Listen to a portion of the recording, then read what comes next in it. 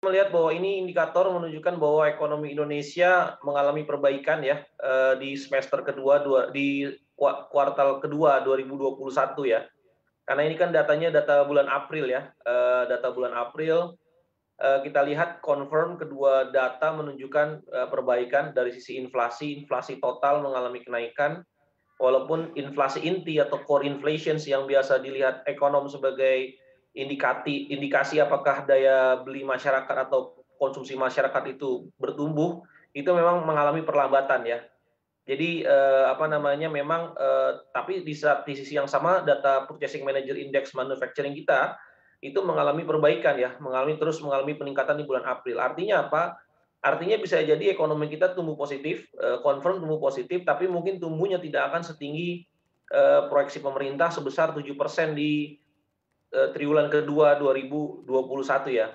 Confirm kita tumbuh, kita keluar dari resesi di kuartal kedua, tapi mungkin pertumbuhannya masih tertahan ya, terutama dari sisi domestic consumption ya, terutama dari domestic consumption dilihat dari data, core inflation kita yang mengalami, perlambatan ya.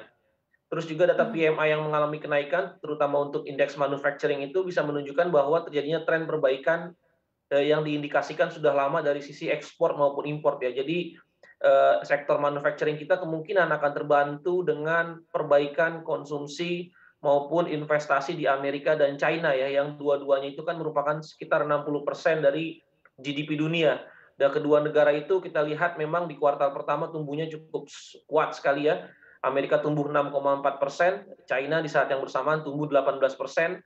Nah, kemungkinan kedua negara tersebut yang membantu ekspor Indonesia tumbuh sehingga, PMI dan sektor manufacturing kita itu tumbuhnya cukup cukup kuat, strong di, kuartal pertama maupun di kuartal kedua 2021. Baik, kalau kita lihat Mas Ahmad bahwa memang sudah 2 bulan berturut-turut indeks PMI kita memecah rekor sepanjang masa. Namun kalau kita lihat dari sisi lain juga kan sebenarnya impor bahan baku dan juga bahan penolong yang digunakan untuk, industri manufaktur kita ini juga masih rendah. Seperti apa Anda melihatnya?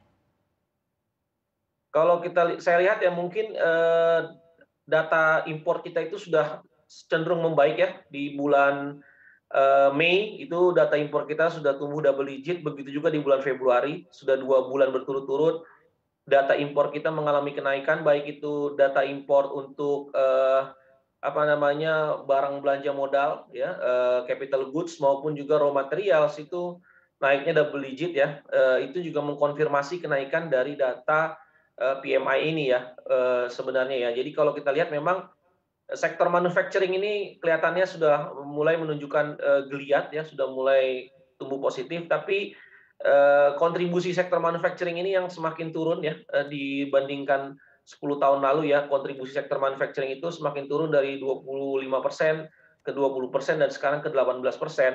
Jadi kelihatannya, sektor ini tumbuh, tapi kemungkinan yang menghambat adalah sektor jasa.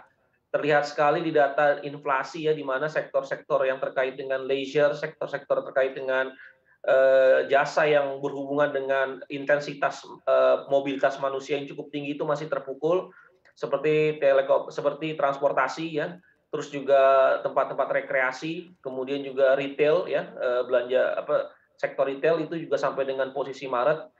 Perdagangan juga, perdagangan besar itu sampai posisi Maret, masih mengalami perlambatan walaupun, mungkin akan mengalami perbaikan di bulan April. Jadi ada divergen ya, ada divergen dari sisi kinerja, ekonomi Indonesia, sektornya saya lihat sektor tradable tumbuh kemungkinan lebih cepat dibandingkan sektor non tradable, terutama sektor jasa ya, yang terkait erat dengan hubungannya dengan PPKM skala mikro ya.